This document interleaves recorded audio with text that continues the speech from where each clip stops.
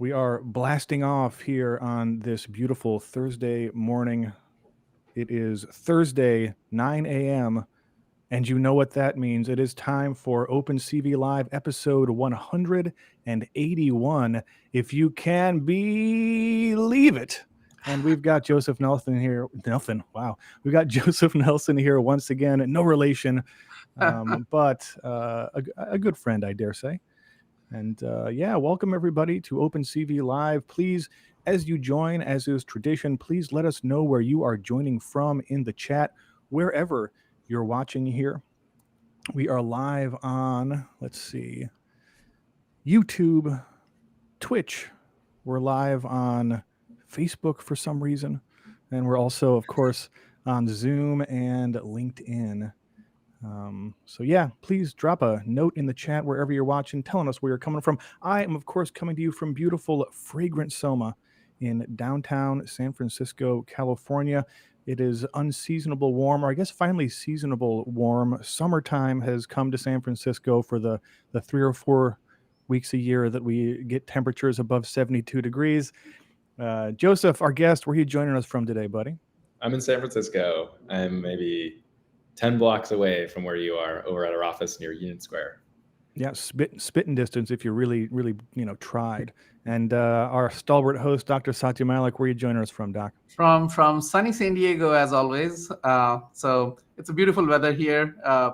Summer is in full swing. After about a month, it's going to cool down quite a bit.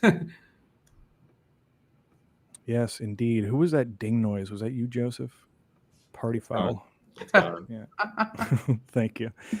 So before we get started here, a couple things, a little bit of business. Oh, look, we got Germany chiming in here. Oh, hello, Germany.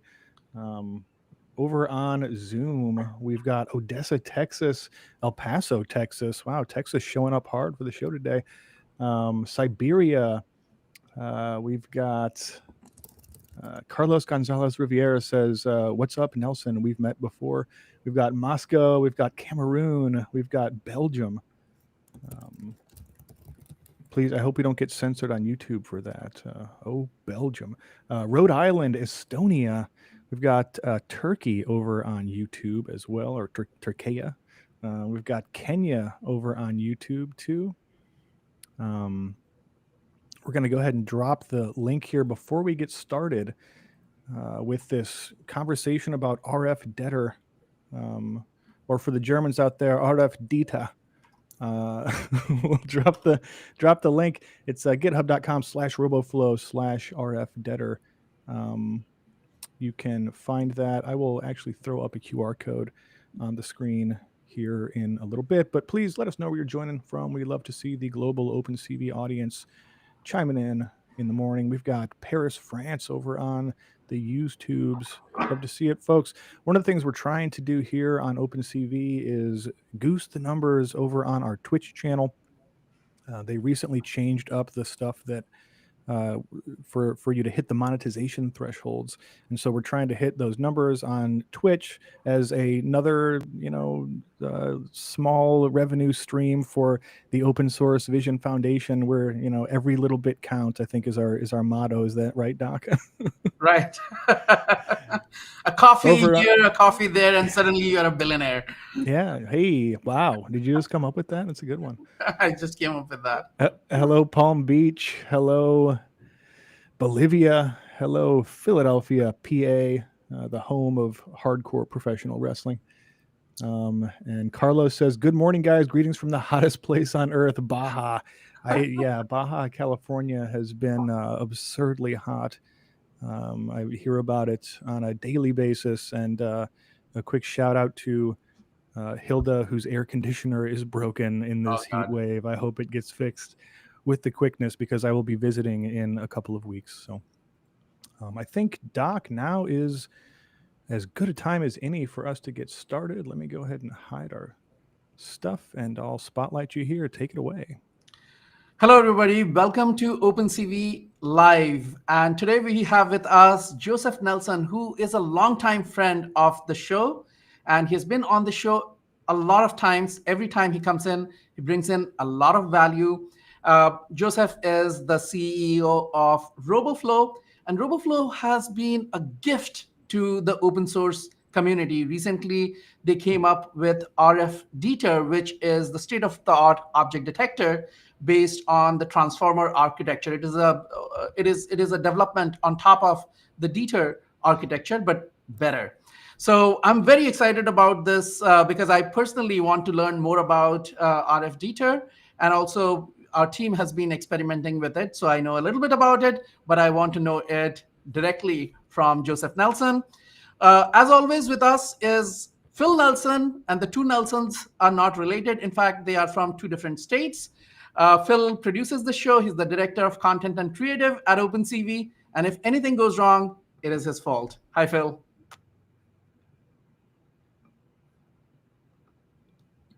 Yeah, it went wrong. It's me. It's PHILLIP. I was just cursing your name under my breath before I unmuted there.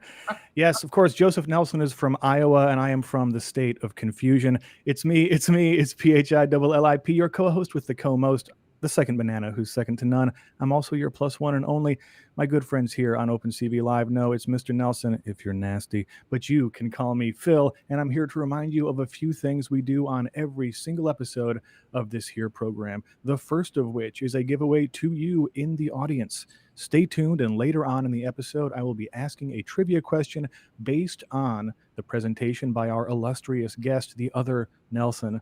And the very first person to answer that question correctly here in the chat will win the OpenCV University course of their choosing. You can see what courses are on offer by going to opencv.org/university or by scanning the QR code that I just put up on the screen here. That's opencv.org/university. Transform your career with computer vision at deep learning and OpenCV courses. I'm also told just now, breaking news, that we will have some Roboflow credits to give away as well later on in the episode, some GPU credits for free on Roboflow if you answer some stuff correctly and pay attention during the show. We're also taking questions from you in the audience. Please use the chat wherever you're watching here on the wide world of Al Gore's internet. We are live on YouTube, LinkedIn, Twitch, Facebook, Zoom, and probably other places. We finally started getting some piracy notes on YouTube where people are reposting our videos without permission, which is kind of exciting. I mean, I think that's a big indicator of success these days. But having said that, I think now is a good time for us to get started. Joseph, you want to remind the people who you are and take it away? Hey, y'all. Thrilled to be here today. I'm Joseph, co-founder, CEO at Roboflow. Our mission is to make the world programmable. And the way we do that is building computer vision tools, open source, hosted platform, and enterprise solutions so that we can invest in our mission further. We're thrilled that now over millions of developers build with the open source tools that we create, those in pip downloads and open source packages and some of our hosted work. The Roboflow community is maybe the largest computer vision community on the web, and that's thanks to the folks that are likely on today's session of sharing learnings with one another in hundreds of thousands of data sets and labeled images and pre-trained models to make it easier for the next person who wants to work on and build and create something to understand the real world or digital world around us with computer vision. Today, what we'll dive into is talking all things RF-DETR. RF-DETR, Roboflow Detection Transformer, is the newest and fastest, most accurate object detection model that exists. It's open source, Apache 2, which is also new for the object detection real-time family of models. And so today we'll talk about a bit about why we thought it'd be useful to make this model, some of the key attributes of how the model is especially useful, research motivations that informed the decisions we made in publishing the architecture, and we'll be excited to hear some of the ways that people are building and using it. I think Phil earlier dropped a link to the GitHub for RF-DETR repository. Awesome. It's open source, and we're easy. We're motivated by stars. So folks that like building with RF-DETR, it encourages us that we know it's getting out there. We know people are liking it. So toss us a star if you're liking the work of advancing state-of-the-art open source computer vision together. Oh, go ahead. Here's your slides. Amazing. I'll dive in with maybe a little bit of introduction of, we just did intros of folks that we've got here today. The OpenCV team do amazing work and often actually don't get the chance to describe the amazing contribution that 20 plus years as the largest adopted set of algorithms in an open source package. And so I know they always say, hey, it's our show, people know us, but I think it's good to just underscore the level of contribution that OpenCV has. I mean, back in the 90s, when vision was largely about bringing together, say, I don't know, transforms, or now what we think of as augmentation techniques, common filters, OpenCV said, hey, let's wrap all those up, make them easy to use methods, and now underpins the majority of image processing that you see on the web today. I wouldn't be surprised if Restream actually uses OpenCV under the hood for processing some of the video streams that you're even witnessing today. And so that's... Yeah, I've been meaning to ask them. That's a good point. They need to give us a discount or something. Yeah, I mean, millions of downloads on a weekly basis, truly an underpinning part of the work. And I think in its era of leadership under Satya and Phil and others, it's been a key way to drive a sustainable model to make it so that continued investment in making vision broadly accessible continues to be the case. Satya, Phil, if you have more to say about some of the courses you do, or maybe some of the consulting work or any of that, I want you guys to have the chance to kind of toot your own horn a little bit on the value of OpenCV. Well, so one little change, which was, the slide was appropriate a couple of months back, but now it needs to change to 25 years. So it is... That's right. That's right.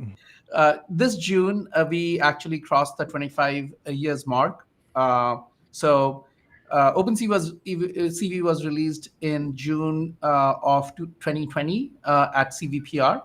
And, it has been a collection of the largest collection of many different techniques. Some of them are obsolete. And that is what we are working on with OpenCV 5, removing obsolete techniques, improving the performance of new ones. And that is, we'll do the release of OpenCV 5 in phases. And some of it would be coming, I guess, September, end of September or so. We will have our first release, and then we'll roll out next few versions by December of this year. That's a quick update. And folks can scan the QR code up on the screen or go to opencv.org/support to find out ways that they can support nonprofit open source computer vision, ensuring that the most consequential technological advancements of the modern age do not just belong to some guy at a corporation whose name may rhyme with Bam Baltman, but belongs to everybody. We think that's really important. That's why we do what we do. So anything you can do to help support OpenCV, we really appreciate it. You can also sign up to be a volunteer. We're going to start activating some of those volunteers with the secret code phrase, which will turn them into terrifying code monsters, I assume. But we're still working on that program. So. All right. Onwards. A bit about Roboflow. So as mentioned, we build open source tools, a hosted platform, and we have an enterprise solutions team to make it so that products and services can get implemented quickly to help the world see and understand things. We make tools for data set understanding, aggregation, automating annotation. We make tools for model training and fine tuning. We make tools for inference and optimizing running models on the edge and in the cloud. Inference is a place where we've been investing a lot, given the popularity of people wanting to have optimized models that get the most out of their GPUs. So for example, running with Roboflow inference makes your Jetson run 2 to 5x faster based on the model that you're running, as well as observable, managed, and easier to be updated. We're big believers in giving folks the tools they need to build incredible products, systems, and that's a lot of what we invest in.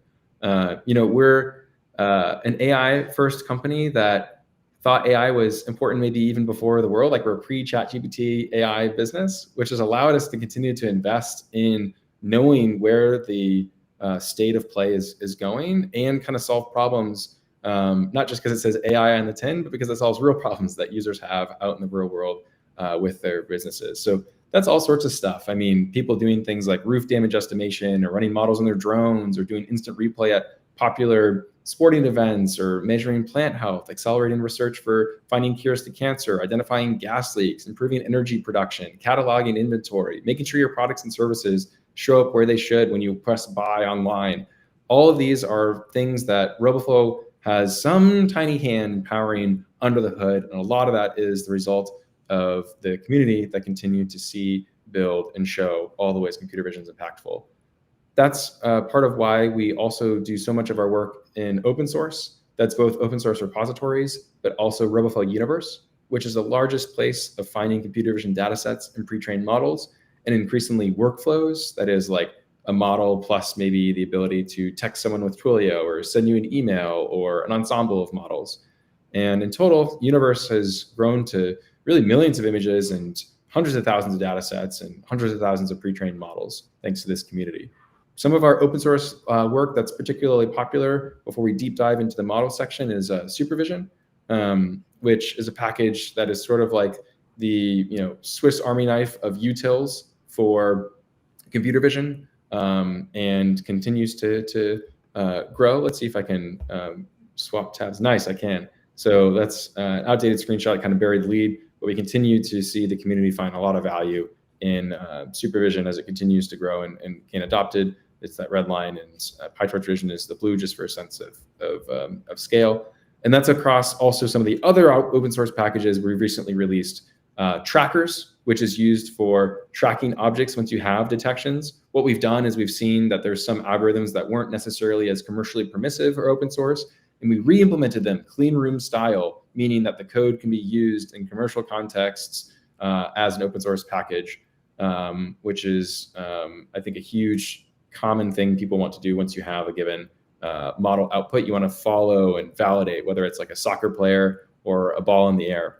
Notebooks, which is a repository we have 50 plus notebooks for computer vision tutorials, custom model training, all Jupyter notebooks hosted on Colab for ease of use. Supervision, which we talked about. Inference, which is the package for running models in an optimized way. It's kind of like your command center for when you want to run a model and have it be run as fast as possible. Inference gets better constantly as new models come out, and they're optimized for use on the target device where you want to run them.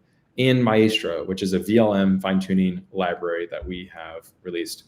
Now, the main thing, of course, and all these things are wrapped up into a hosted platform. So it's really easy to go from data collection, plug in your camera stream, start to collect some images, train your model, deploy it. You can deploy that to Oak, you can deploy it to OpenMV, you can deploy it to Raspberry Pi, deploy it to a Jetson, deploy it to cloud, all in a seamless way for faster deployment of models.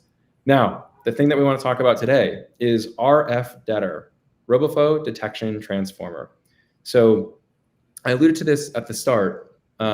We at RoboFlow have the privilege of gaining context into seeing where computer vision is used and places where existing models may be falling short, and that could be a model architecture, it could be a given use case.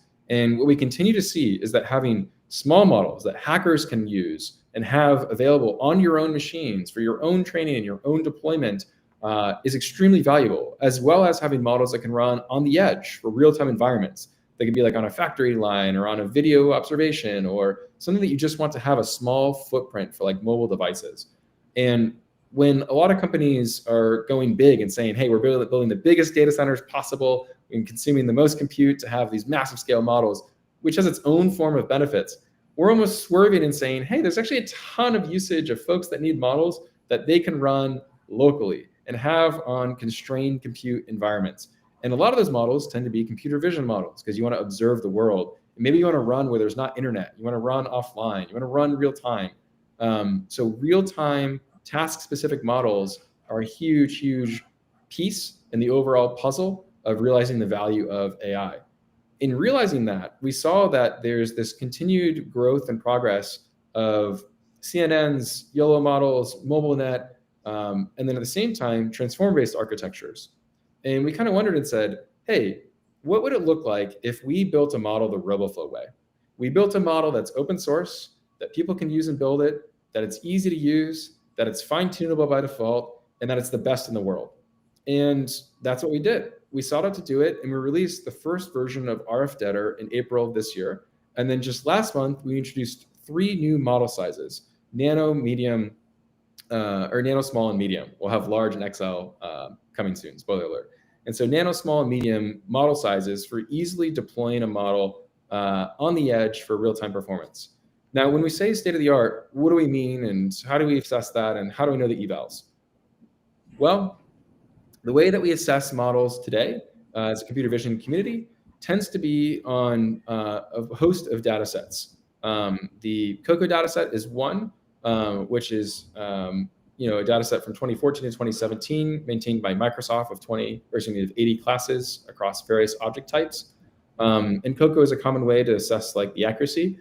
And folks commonly want to know what's the maximum accuracy and lowest latency.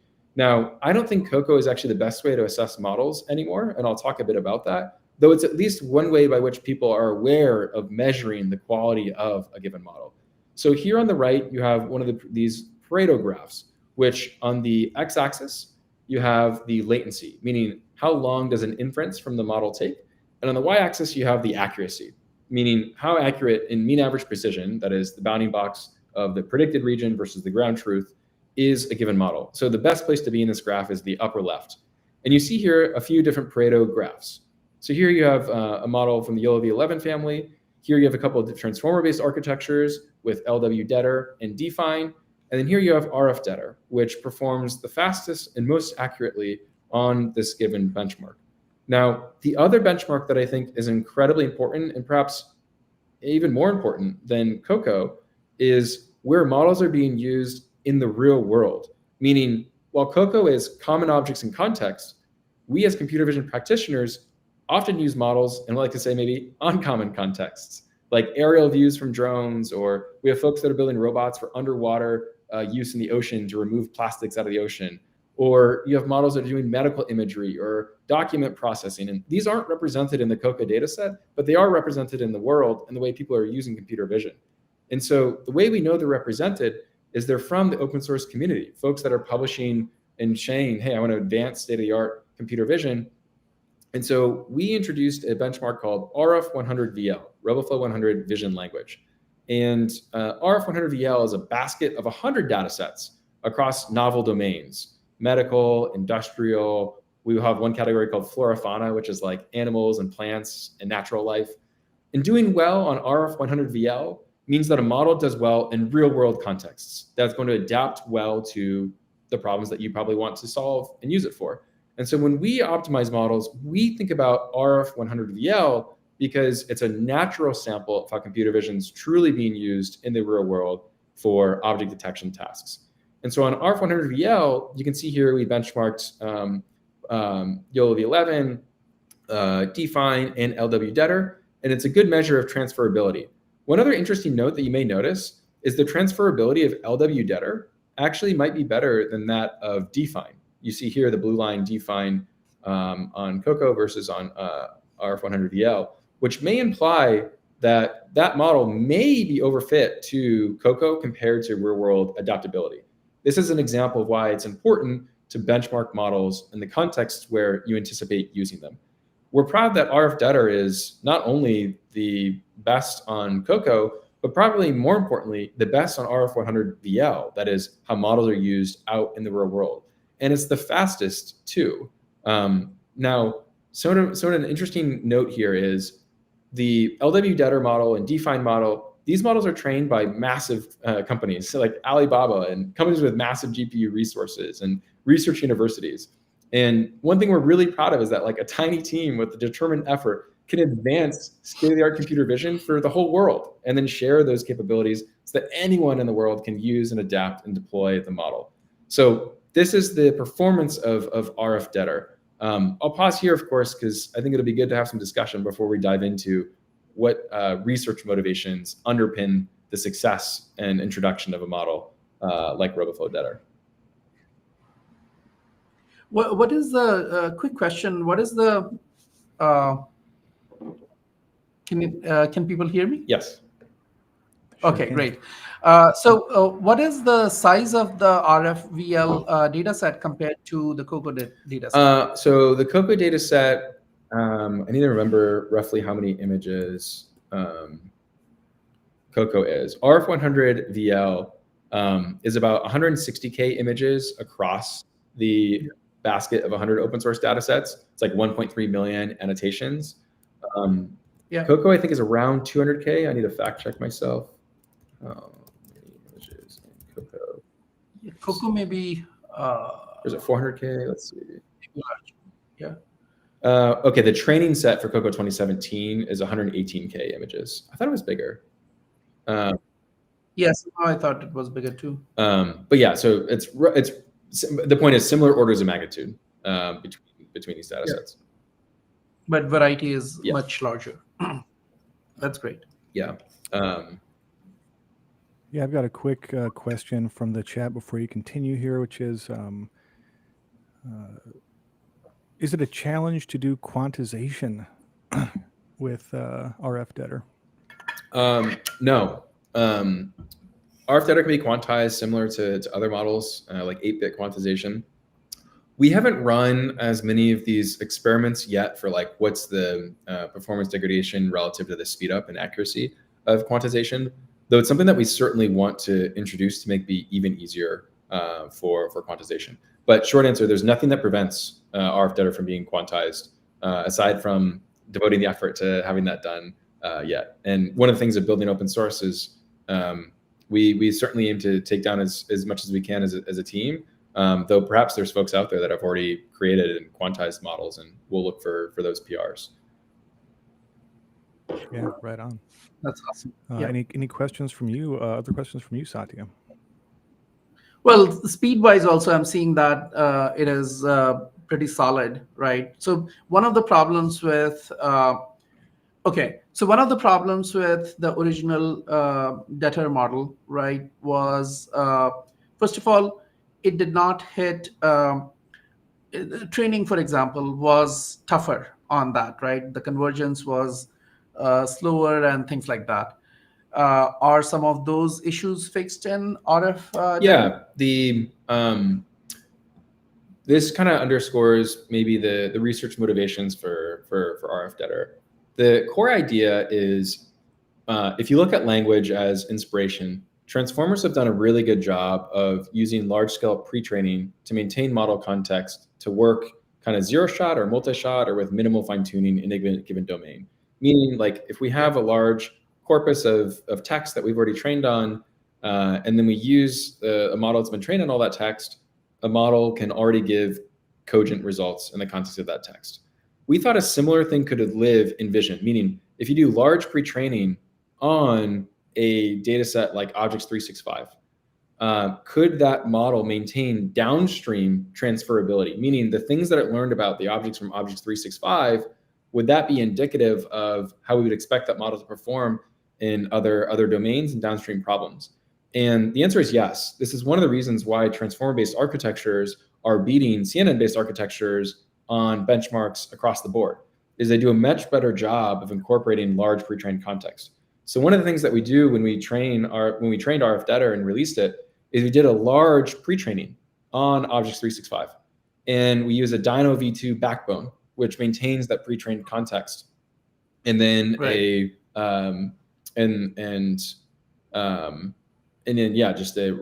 same benefits that Define introduced for bounding box regression, similar to that for the heads to give bounding boxes. So right now, object detection is supported. And so that helps with explaining why the accuracy is higher. Convergence isn't necessarily always faster, despite this. Like in some of the training runs that we see, often like the first few epochs you're already like out ahead than a CNN, because out of the box it already has a bit more context. But convergence in training time isn't uniformly faster necessarily than a CNN. It's not dramatically longer, like you're talking like maybe a third.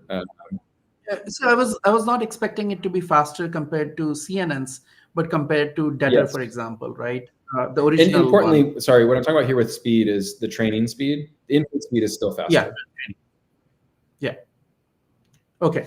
Yeah. The training speed doesn't matter as much, but it's still, for small companies, it can matter. Us included. So that's one of the things that we optimize is making the training be as effective and efficient as possible. And there's some training runs where RF-DETR converges faster on some data sets than even CNNs. It's just not uniformly the case. Right. Nice. Good to know. Yeah, makes sense. But I'm just I was just waiting for the moment where transformers would take over CNNs, right? And that is finally happening or has happened. So that's good to know. Yeah, and so actually that I can maybe give some of the research motivations that underscore what we did and why we think that's true. So the headline is the model is the best in the world at doing real-time object detection, and we see that in some of the benchmarks compared to Define, RF-DETR, some of the YOLO family of models. I mean, in fact, like the model is so performant that like the nano size is more performant than the medium size of a comparable CNN, which is crazy that it's like that much of a delta. So yeah, the idea that transformers have won, the day appears to have come. As I mentioned, we introduced 3 model sizes recently, and so you kind of have this slide scale between speed and accuracy, where nano is 2.3 milliseconds average latency. These are benchmarked on an NVIDIA T4. Small is 3.5, medium is 4.5. So all pretty quick, but of course faster when you have smaller number of parameters relative to accuracy. We do anticipate releasing larger model sizes with time. We got a lot of feedback that the first model released, which was just medium, people wanted smaller. So we went in that direction first, and then we'll go in the other direction here soon too. And one other note is just we're seeing folks already deploy and use this and migrate to RF-DETR. It's often the most accurate model that people use. It's often the fastest model that people use. And so we're seeing a lot of strengths in performance. Almond, which is a recent YC company that works in the robotics space, migrated to RF-DETR and saw like a modest 20%-ish gain in performance in their models. And so it's good to see that the performance is validated by real world examples too. Okay, so let's talk about some research motivations. So the idea here is that like, are we hitting a YOLO plateau? Like, are CNNs getting the most that they can get? And answer is like maybe. I mean, there's a few things a graph like this shows. It shows one, Cocoa saturation. Like maybe there's just not that much more performance to eke out of Cocoa itself. And 2, maybe CNNs are learning everything they can from the data that's provided to them in the context of models. And so a lot of CNN-based architectures, and there are some there's some hybrid architectures of like YOLO-S, for example. You only look at one sequence. So there are hybrid architectures that like use transformer-based architectures in the YOLO family. So this is more maybe a commentary on CNNs, but the broad point is that like, as you can see, these incremental gains with CNNs just aren't quite cutting it, whereas transformers and DETRs have not hit the same plateau. And so this graph is taken from a presentation we gave at NeurIPS, one of the large machine learning research conferences that takes place every year in December. And so here you see actually like, yes, you see some more bunching, but generally you see more spread out. And if you look at the average precision, you're talking about a wholly different neighborhood of models. Like these ones topping out at 54 and 54 being here compared to, 56, 58, even 60. And so basically what we saw, this is taken from the Define paper. And so what you see is that Define's saying, hey, like transformers have not topped out on understanding real world circumstances. But okay, so you can be more accurate, but can you be faster? Well, maybe. So RT, real-time DETR, showed that DETRs can match or outspeed YOLOs, right? LW-DETR showed that DETRs have a benefit from pre-training. Define added a similar level of like bells and whistles, if you will, to the training recipe that are common in YOLOs, like doing types of augmentation at train time, which similarly boosted the performance relative to Cocoa. And so basically, like in December, what we realized was DETRs are at least as fast and transfer better. And so in December of last year, we said somebody ought to take these findings and combine them into a model that gets released. And we kind of looked around and said, well, the best way to complain is to make things. And so why don't we go ahead and take these learnings and kind of apply them? And so that's what like real-time, this is the graph for real-time DETR to show that the speed is faster than some CNNs and YOLO models. And so we said, okay, great. Like if LW-DETR is going to transfer better, like you see here with pre-training context, and here you see that the detection-based transformer architectures generally outpace their YOLO comparables. How do we bring together faster real-time RF-DETRs with pre-training context from LW-DETR. How do we bring these two things together?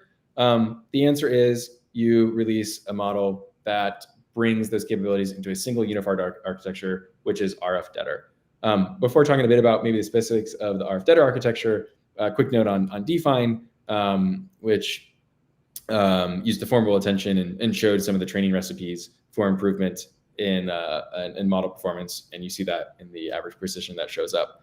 And so what do? Well, you want to take these things, you want to bring them together, you want to benchmark them on real world performance, and you want a single architecture that you can rely on that is based on something like the LW-DETR architecture, but in a model that is going to transfer and run fast as well. And so these are the research underpinnings that the observations that we saw that we wanted to include when we released RF-DETR. Yeah, there's the question that solves many problems in computer vision and elsewhere is, if not now, when? If not us, who? It seems like this is one of those.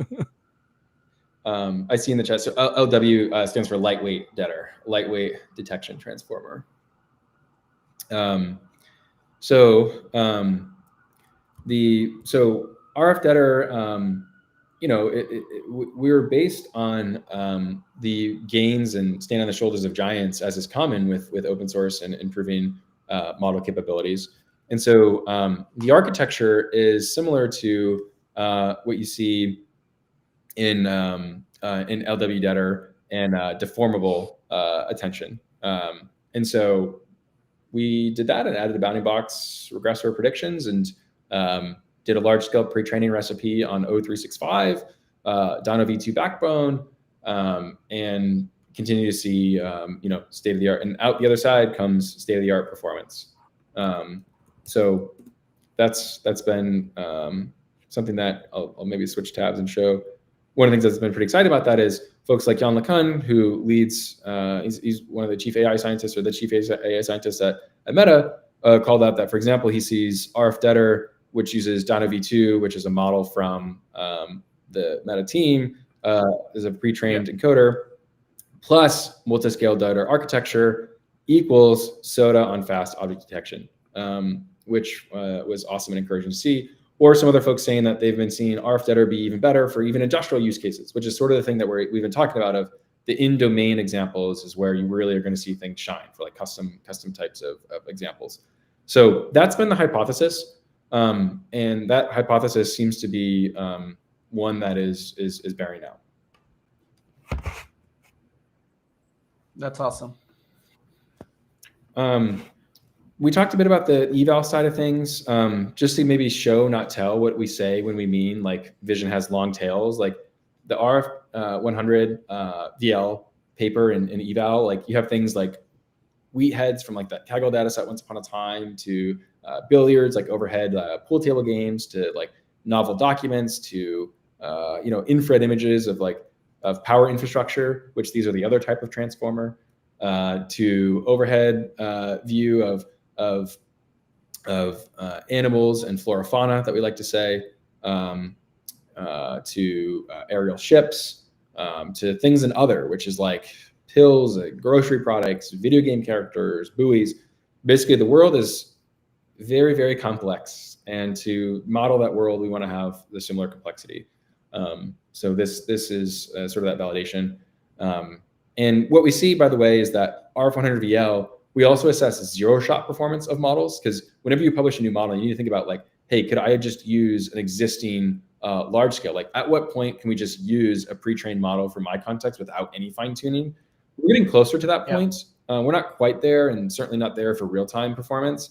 So we've benchmarked some of those results too, from like Gemini to grounding Dino to even fully supervised training with like YOLOs and DETRs to get a sense of how strong do models adapt to in context. And just to give a sense, like grounding Dino does the best at zero-shot performance on RF-100 VL at 15.7% accuracy, which is a far cry from fully supervised training runs of even a YOLO, which is 59, or LW-DETR, which can even break 60. So that gives some of the kind of eval performance. The other thing that I want to shout out is the licensing is important. So RF-DETR is Apache 2, which is in contrast to some other in contrast to some other models. There's increasingly models that are AGPL or kind of restricted use, and for us, we wanted to have a baseline model that would allow for Apache 2 use, and that's important, and that's what we've released in this model. Go ahead. A big shout out to that. I mean, because let's say with YOLO, right? YOLO, the licensing is slightly confusing because we tell our clients that, okay, while development, it's okay, but be prepared to pay a licensing fee because you'll have to talk to YOLO, right? Because I'm not 100% sure all the time whether YOLO V8 and above, a license fee needs to be paid or not paid, right? It is slightly unclear to me as well. But with Apache 2, it is really truly open source, right? OpenCV is Apache 2. Basically, the license says that use as much as you want, don't sue us. Right. And actually, a note on licensing, we think a lot about that. And in fact, we have a relationship. So Ultralytics publishes YOLO V8 and YOLO V11. They're not the author of all YOLO models, but we actually are able to ensure that folks are able to use those models in commercially permissive settings. And so that's one of the key things that when you build with RoboFlow, you are kind of protected. Like our big thing is giving users model choice. And so if you're using an AGPL model and you're using it through RoboFlow, then you're covered. If you want to use state-of-the-art, best in the world with RF-DETR, then of course you're covered because it's Apache 2 by default. But yeah, the licensing stuff has been, I understand, has introduced some confusion. And so one thing that we've aimed to do is make that clearer of like how and where can you use these models. I had not seen this page. Yeah, and so the long story short there is we've made it such that giving clarity to the community that using even AGPL models through the RoboFlow ecosystem is fully covered. Yeah. So yeah, basically like if you want to use a YOLO model, we've got you. If you want to use transformer-based models, we've got you. Yeah, right. But the RF-DETR is Apache 2, which means that there is no licensing fee. Correct. Is that true? Yep, anyone can use it. No licensing fee required. We do aim to build infrastructure that make using it with the rest of the ecosystem of products even better. So like speed optimizations and things like that. One thing that we've considered doing, so there's always this tacit tug and pull of how do you do sustainable open source work while still making things be broadly permissive and acceptable. And I know OpenCV thinks a lot about this too with building the foundation. One idea that we've had is like releasing versions of RF-DETR where if you want like neural architecture search, like NAS, meaning like you want to really optimize the heck out of the model, then that might be a commercial license. We haven't released that yet, but something like this I think would allow for free, open source, best in the world, public use model, no questions. And then if you want to have like even a tier above that, then businesses can invest and fund the continued development for the next versions of the models. So that's one thing that we've kind of kicked around. That's great. So that's the high level of RF-DETR. I did want to welcome if there's thoughts or questions. I mean, obviously it's immediately usable today, like no account, like rip it, pull down what you want to do and start deploying, start fine tuning, start trading and using it in your contexts, and let it rip. I mean, we were really excited when folks use RF-DETR, and you can end up on the wall of love next to Jan LeCun if you are so inclined to share some of the amazing things you're building with the products. But we're thrilled to continue to invest in open source computer vision. I think Elon probably has a different name for the wall that he has Jan LeCun on.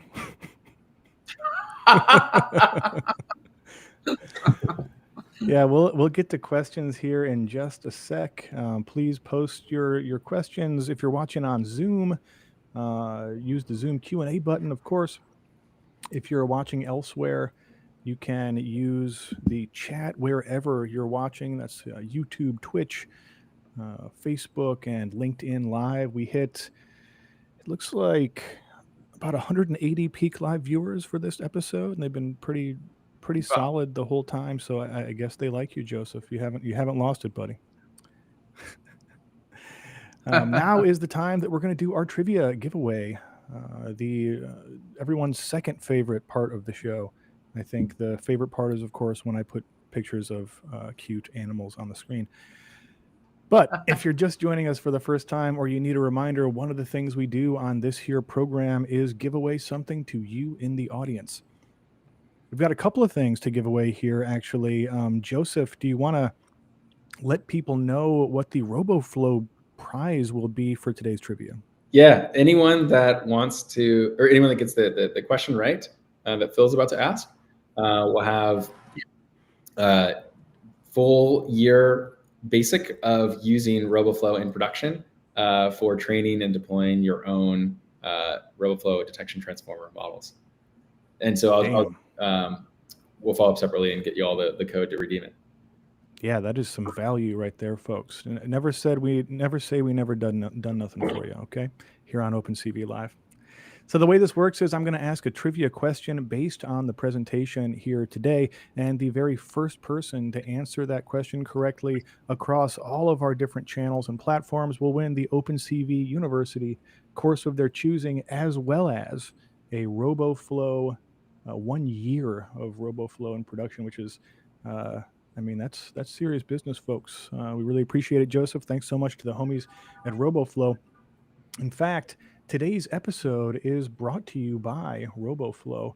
You can visit roboflow.com or scan the QR code up on screen, roboflow.com/OpenCV. And if you sign up for a paid account, OpenCV gets a little kickback there. So if you're thinking about checking out RoboFlow, now is a great time to do it. The best time was yesterday. Today is the second best time. Go to roboflow.com/OpenCV and see what they have to offer. They've got great free plans, and they will scale up with you all the way up to, pretty huge deployments in industrial environments. Or if you just want to do something like identify the various kinds of birds outside your window, just do some kind of fun little project with one of your kids or a friend or even an enemy, go to roboflow.com/OpenCV. I'd also like to give a quick thanks to the newest OpenCV bronze member, OpenMV. They just joined this week. OpenMV, of course, have done a bunch of stuff with OpenCV in the past. We've had Kwabena Agumen, their co-founder, on the show multiple times. OpenMV makes incredible, performant, affordable, easy to use, very small cameras for machine vision. I know Satya is a big fan. We've been talking about them. I've got one of the more recent devices right here in my office. You can see how tiny this little guy is. It's even color-coded to my microphone. But yeah, super tiny, super powerful, and very, very affordable.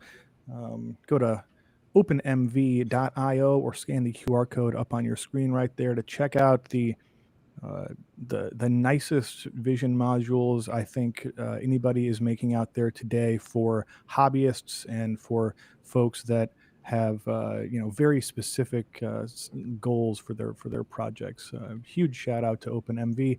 I can see Kwabena's apartment from my Wizard Tower here in San Francisco, so hopefully he's watching. I'll talk to him later. Maybe we'll get lunch or something.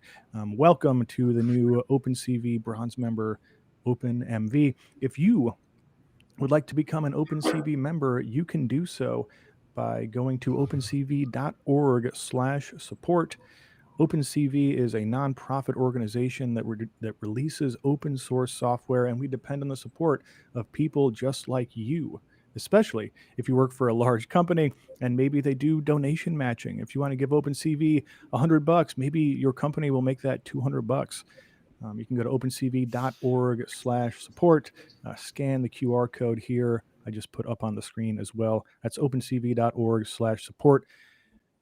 And having said that, it is now time for the trivia. As I said, the very first person to answer this question in the chat, wherever you're watching, will win the OpenCV University course of their choosing and 1 year of RoboFlow. So we've talked quite a bit about benchmarks here today, and two in particular that RF-DETR achieves state-of-the-art performance on, and one that it exceeded 60 AP on. What are those two? Oh, wow. Wow, that was a quick one. Damn. I thought I had you guys, but no, you were paying attention too well. Joseph, you mesmerized them, buddy. The answer there, we're looking for, I think you're going to have to be a little more specific. You're super close there, guy. I'm going to be a stickler on this one because you got to have all the words in your answer, guys.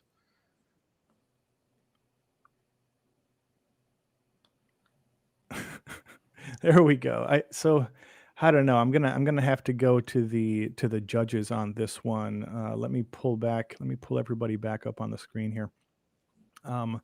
So we are unable to see the Zoom I've got them right ones, here. right? So the answer was, well, we've got our answer here, but I can't decide. I mean, I'm kind of a jerk about this. I'm a stickler for the answers, but I'll put it up to the peanut gallery here. So the answers we were looking for were the RoboFlow RF100 VL and Microsoft Cocoa benchmark. The very first person to answer said RF VL and Cocoa. I think that's not specific enough. I think I'm going to say no. No. The second person said Cocoa and RF100. I think it's not. You're missing the VL, right? I think we got to say no. I think we got to say no. Then someone said 100 VL RF, which no, sorry, you can't accept it. Can't accept it. And so finally, I think the one who the first fully correct answer was from Hari Prasnanth on Zoom, which said Cocoa and RF100 VL. Those were the answers we were looking for, folks. So Hari, please send one email to me. That's phil@opencv.org. After you take a look at the offerings on OpenCV University, that's opencv.org/university. Transform your career with computer vision, deep learning, and OpenCV courses. Satya, do you want to tell the folks a little bit more about OpenCV University before we continue to questions? Yeah, so OpenCV University is a place where people come to for a career in computer vision, and AI. So if you're planning to, just learn a few techniques, this is not the right place. But if you're planning to start a career in computer vision or to build up enough knowledge so that you can have a career in computer vision, this is the place to go. Our most popular program is called the Computer Vision and Deep Learning Master Program, where it's a collection of about 6 courses where we talk about traditional computer vision as well as deep learning, both in PyTorch and TensorFlow, and obviously OpenCV. There is also generative AI, where we have a course on generative AI for art. And so basically, it's the complete package which enables you to start a career in computer vision. It's not for the faint-hearted. These courses take you about 3 months to complete each. And we recommend that you complete at least 2 courses. One, the fundamentals of computer vision and image processing. And second is one of the deep learning courses, either the PyTorch course or the TensorFlow or Keras course. And that will take you about 6 to 7 months, maybe 8 months to complete. But once you're done that, you can legitimately call yourself a computer vision and AI expert. You'll build a ton of projects. Will help you in getting, we also have a job assistance program called CareerX.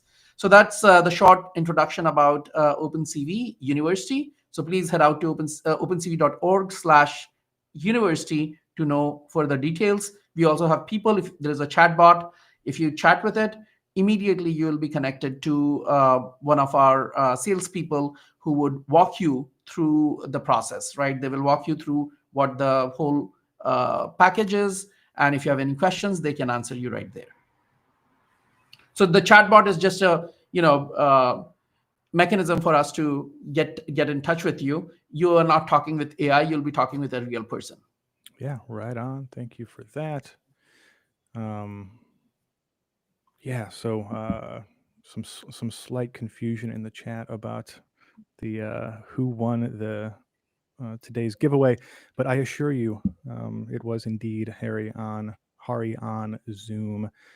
Because of how we do this now, it's amusing. It used to be that Zoom, we only did the giveaway on Zoom because we were first going to Zoom and then broadcasting to other platforms from Zoom. So there's at least 500 millisecond delay in between all of these kind of platforms, maybe a second or two. So it wasn't fair. But now that we're using the full kind of restream functionality here, everything is roughly the same level of latency. In fact, Zoom may be slightly higher latency than YouTube and some of the other platforms now. So it was a close one, but Hari got it. We've had a couple of YouTubers win in recent weeks, so it's not just the Zoomers that can win. We've got a bunch of great questions here, and about what 5 minutes or so to answer them. So let's bring up some questions. We've got one pinned question here.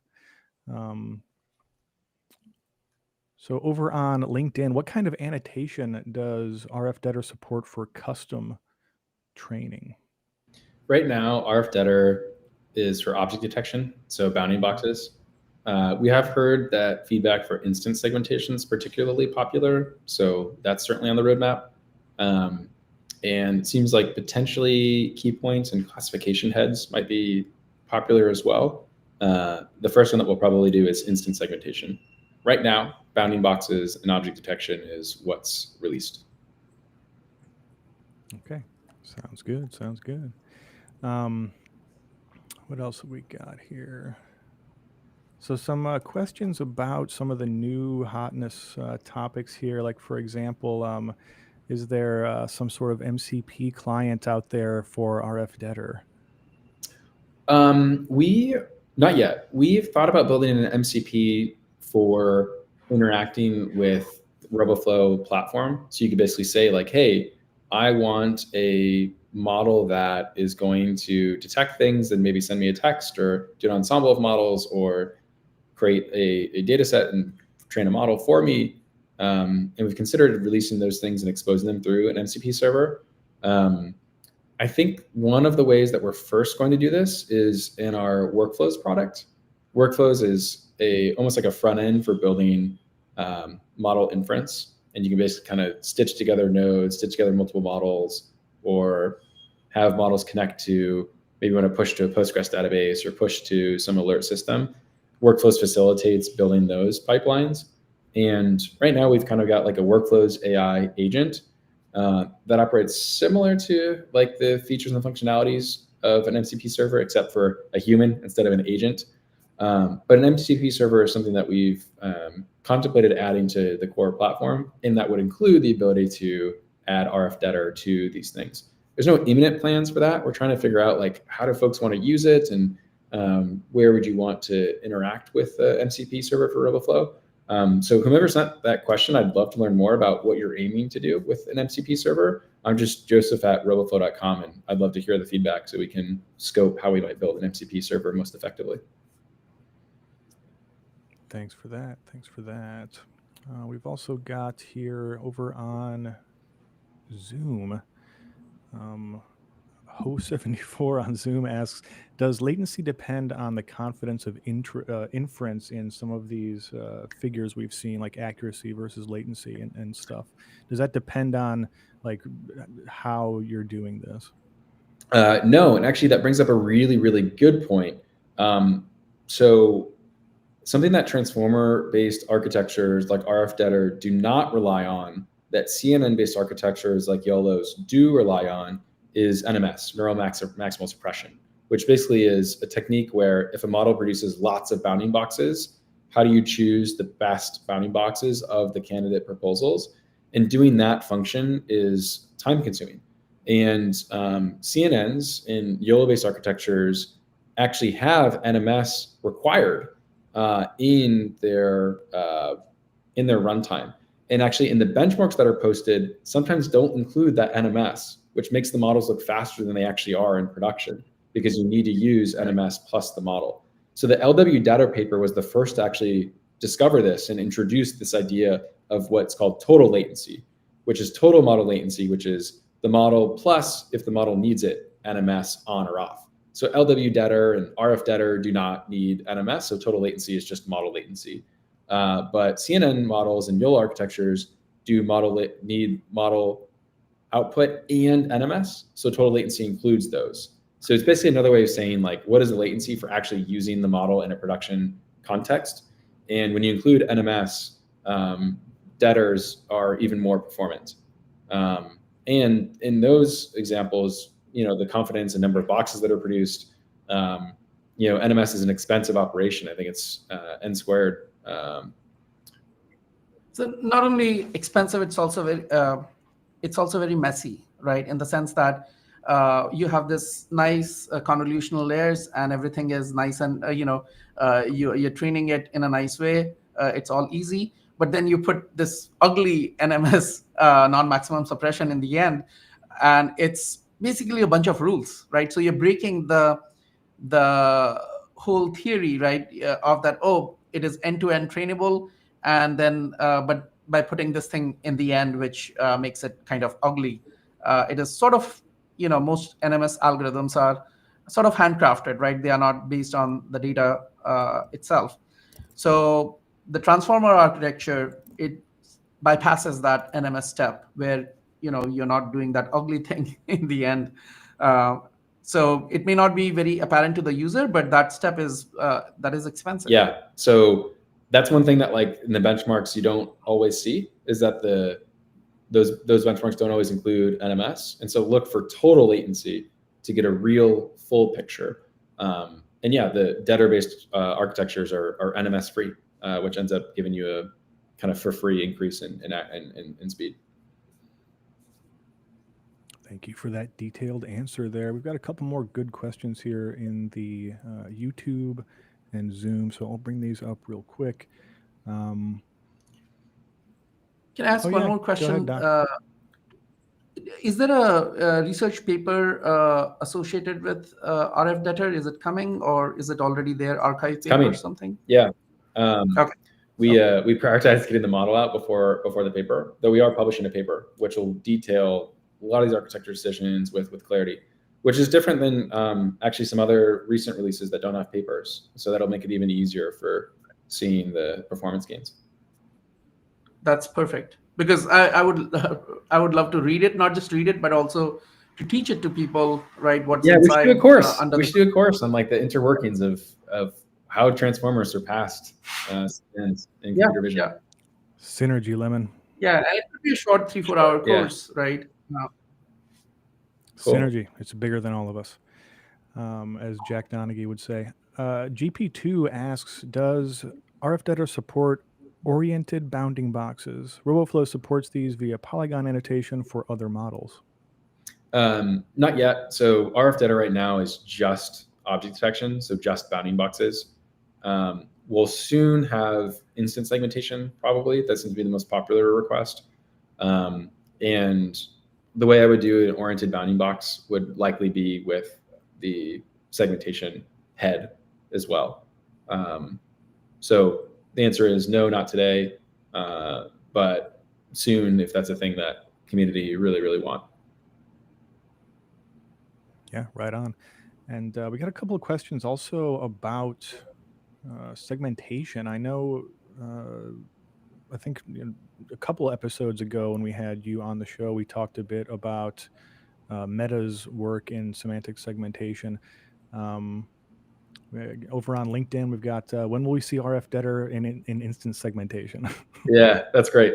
So the current task type we support today, object detection, and it sounds like instance segmentation is the next most popular. So we'll tee that one up next. When we'll get that released,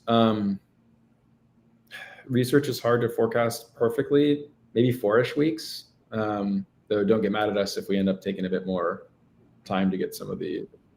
Did you say 4 weeks? Oh, okay. So it's in the works. Yeah, then. I mean that's fast, buddy. Yeah, I mean, we had the idea for RF-DETR in December and published the first version in April. That was fast. Yeah, impressive. I think we got time for one more question here. So yeah, Thomas asks, how do you plan to reduce benchmark and evaluation limitations because RF-DETR relies heavily on the COCO dataset for these benchmarks? So RF-DETR doesn't actually heavily rely on COCO. We validated RF-DETR on both COCO and RF100VL because we wanted to measure not just COCO performance, but generalizability. We benchmarked on COCO because that's one that folks like know and they're familiar with. So it almost provides like a reference point. The one that we think most valuable on a go forward basis is RF100VL because it includes some of the things you might find in COCO, but also the things where models are actually being used, especially because I think there's been like benchmark hacking on COCO, and you start to see models that are overfitting for COCO rather than real world generalizability. So I think the good news is that RF100 is actually the least, RF-DETR is the least dependent on COCO in particular in terms of pointing its North Star for performance. Okay. Yeah, folks, if you've got questions we did not answer, you can go ahead and send those to us, newsletter at opencv.org. We will pass these along to the people that can answer them for you. Of course, if you've got questions not related to RoboFlow, not related to RF-DETR, you can also send those to newsletter at opencv.org. Before we get out of here today, we've got a little bit of business to take care of. First of all, we're going to thank all of the OpenCV member organizations. We talked a little bit about the newest one, OpenMV. We are going to thank the current OpenCV members and partners, which are ARM, Qualcomm, RunPod, Intrinsic, FutureWay, JetBrains, RoboFlow, Hackster, 7sense, Google Summer of Code, OpenMV, Orbic, Tangram Vision, Amped Software, Intuitivo, Rerun, the Edge AI and Vision Alliance, and Big Vision. Thank you all so much for your support. We really do appreciate it. I'd also like to take this moment to thank our YouTube members. Over on YouTube, you can join and become a YouTube member yourself and get yourself a little shout out by scanning the QR code on the top of the screen there, or going to youtube.com/@OpenCVOfficial. Thank you so much to our OpenCV YouTube members, Dhamaraja Pazani, Thug Life 1337. I don't know if they want me to pronounce it lead or not. Von Svedsen, Rufus Sese, that is a pretty sweet name. Miriam Banu, Matha Goram, Dr. Carlos F. Nava Duenas. Thank you so much for your support there. Also, a quick shout out to all of the folks on github.com/sponsors/OpenCV. I'm having trouble with my screen share here, so I'm just going to read these names out loud. Tegan Burns, LivePeer, RoboFlow, the double supporters at RoboFlow. We appreciate it. Jesus Anaya, DJ Greenwood, iPop.ai, Comet ML, Jonas Heinle, Alexander Ismailov, Tala Hussein, Nick Libertini, Blue Jay, and Rudis Laboratories of Dayton, Ohio. Thanks, everybody, so much for your support. If you support OpenCV on one of these platforms, we will give you a shout out too. You can be as cool as all of these people. Just go to GitHub, YouTube, or opencv.org/support to see links to all of these different places. With that said, I think, Satya, it's time to go home. You want to thank everybody? Yeah, thank you so much, Joseph. This was an amazing episode as the last few ones that you were on. I really enjoyed it. I really learned a lot, and I wish RoboFlow all the best. And personally, our consulting team is looking into RF-DETR already. Right, we are trying to evaluate whether it would be the workhorse for our consulting object detection projects. And it looks like it's a very promising candidate. Phil, thank you for organizing this show. And I also want to thank the audience. It is a pleasure to be here every week and present something, connect with you all, guys. Thank you so much. You're on mute. We wouldn't do this show if you didn't watch it. Thank you all so much for watching and subscribing. Our numbers were really good today. We very much appreciate it. Thank you, of course, Joseph. Take care of yourselves out there, folks. Take care of somebody else if you can. We will be back here next Thursday, 9 a.m., same bat time, same